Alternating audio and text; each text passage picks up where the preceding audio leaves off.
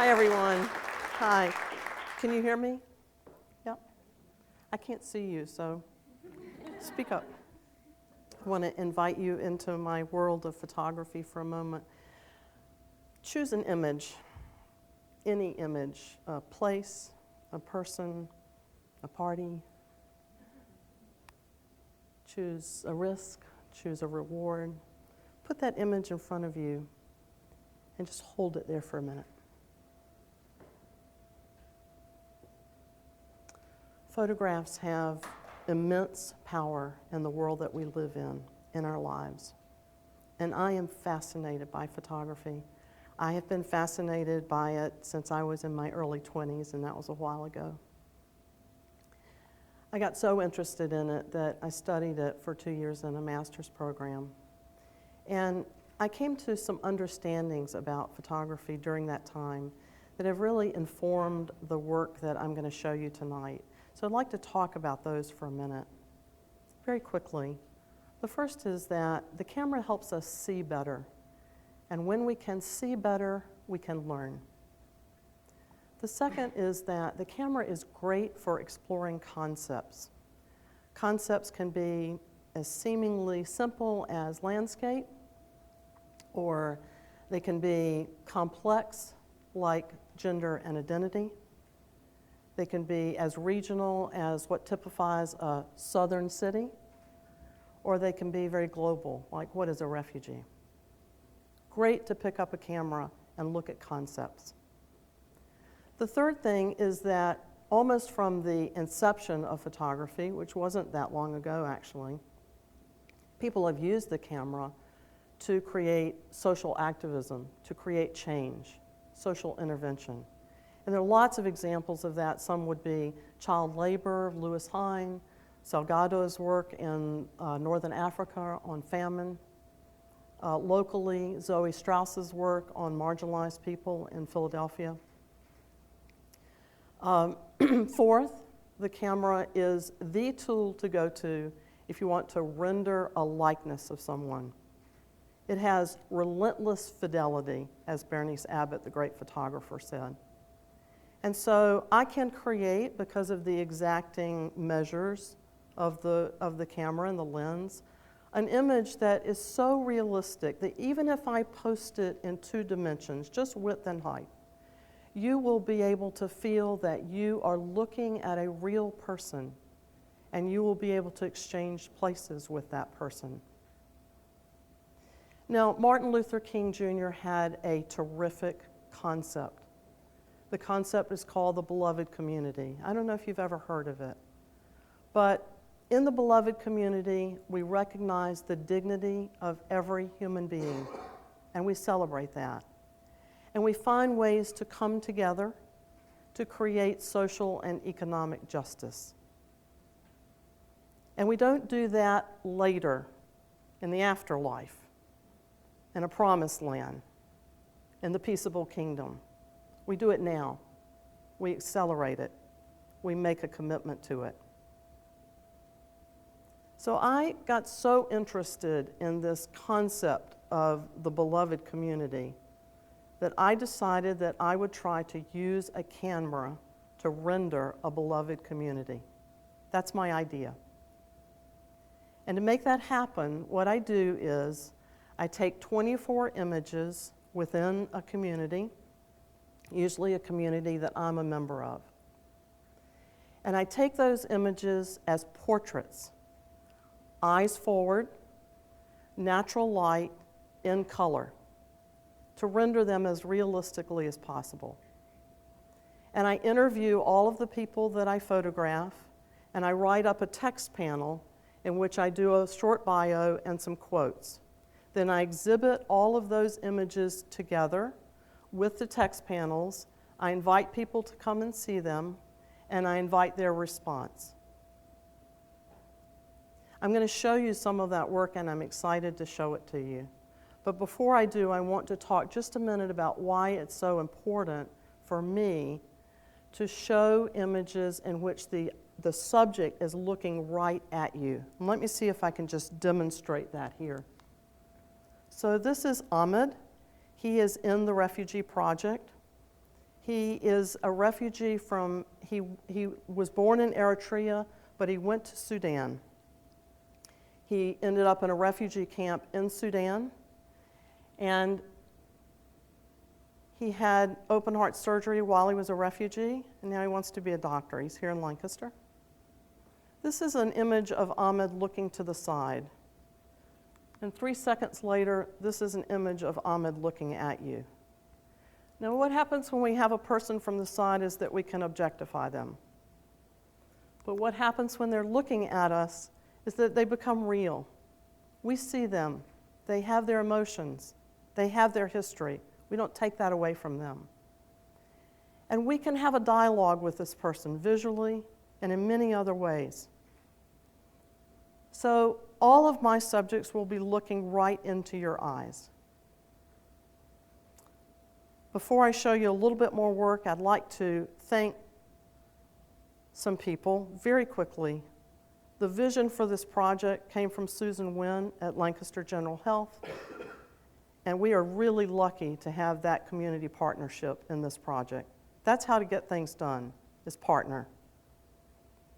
And we're lucky to have the collaboration of Church World Service, but most of all, there's somebody here tonight who's been with me every step of the way, my collaborator and colleague, Amr Afalyad. Amr, thank you. I can't see you, but shukran, my friend, shukran.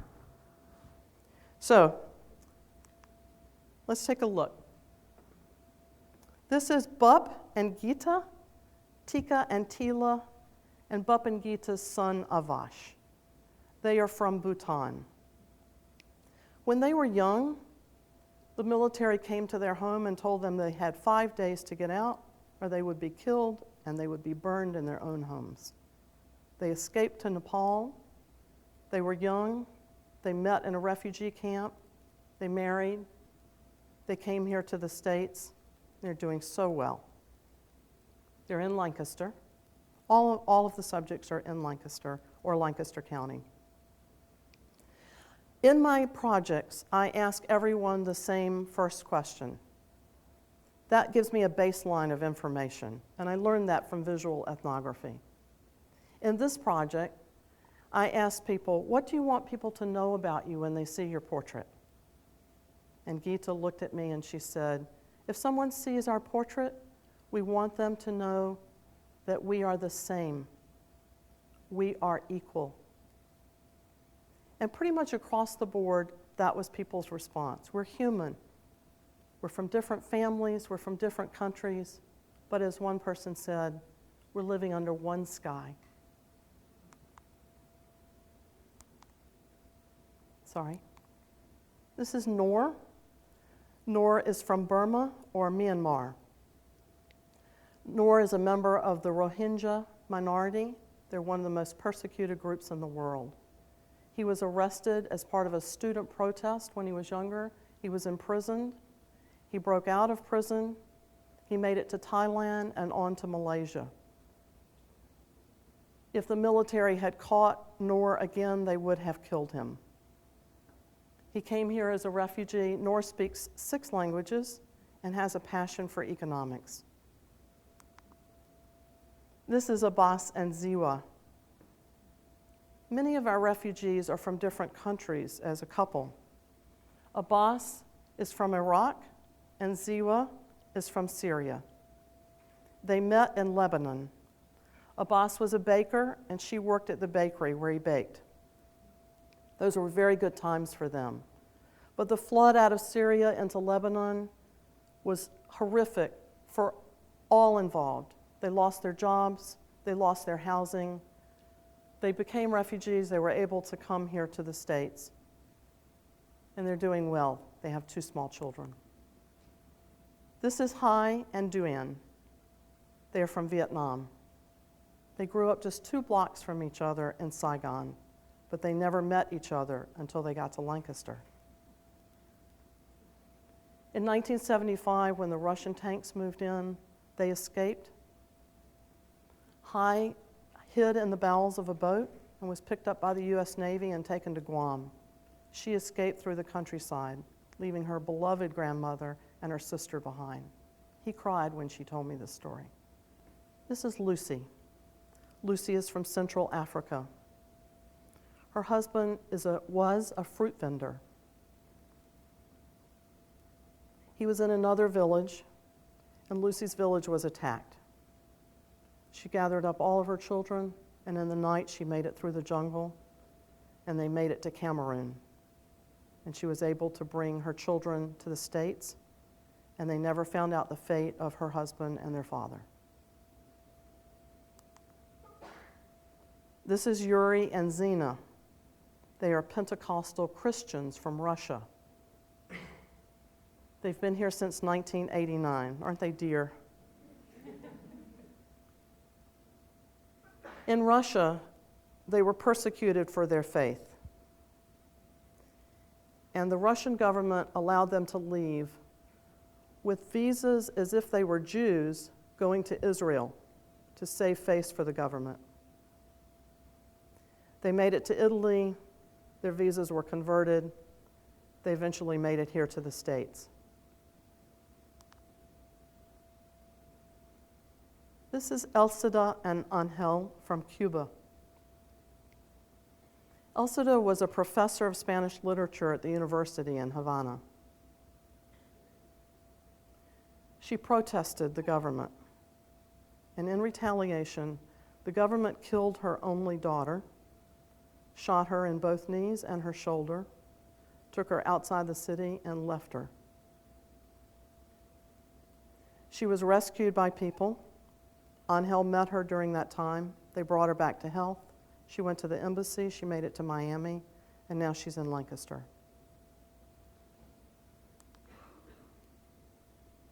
These are obviously identical twins, Amani and Iman. They are the age of many of you here tonight. They're 19. They're from Palestine, from the Gaza Strip. Their father was tortured for wanting peace. They were able to join him here in a reunification program in the States. They didn't speak English 2 years ago when they came. Yes, 2 years ago, I think. Now they're in college. Amani on the left wants to be a pharmacist, and Aman wants to be a dentist. This is the tapestry of our project. We do have over 60 people that I have photographed. They're from 19 countries, many faiths, many backgrounds, all here in Lancaster. In the time that we've been working on this project, the world has seen the greatest contemporary crisis of migration and refugees that we know. And those images are horrific images, and we've all seen them. We've seen the drowning child, Alan. We have seen people in camps that can't hold them. We should see those images. But how wonderful is it to be able to see in this project what happens when people get to safe ground, when they find home. And how wonderful it has been for me to be able to learn about these people, to use my photography to learn, to see and to learn. And what have I learned? Well, the first thing that I learned that's really important is that my idea about refugees was really off base. I thought that refugees needed my sympathy, that they needed my help, they needed a handout. In fact, the refugees are strong and resilient and courageous. I need the refugees much more than the refugees need me.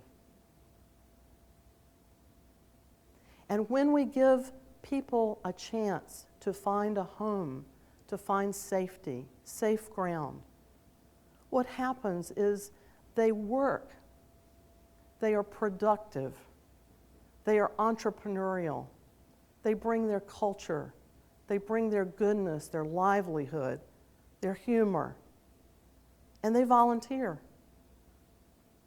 Sheila told me the other day that during the big give that we have here, while people are giving to Church World Service to help the refugees are writing checks to Church World Service.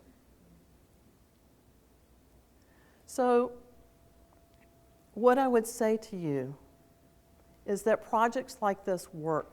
I've seen it work in the first project that I did in the Adirondacks, which is a small community, where we found that when people see other people's faces, they're more likely to want to learn about differences, to work together, to tackle community problems.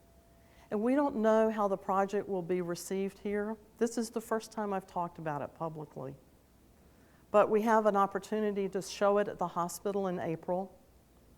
And in May, in May I'll do a church world service project. Next spring, the Phillips is going to bring it to the museum here at Franklin and Marshall. And we'll be able to look at it together again there in a very different way. I'm so glad to be able to talk to you about it tonight. And I thank you for looking at these images, for honoring the refugees by seeing them and by looking into their eyes. Thank you.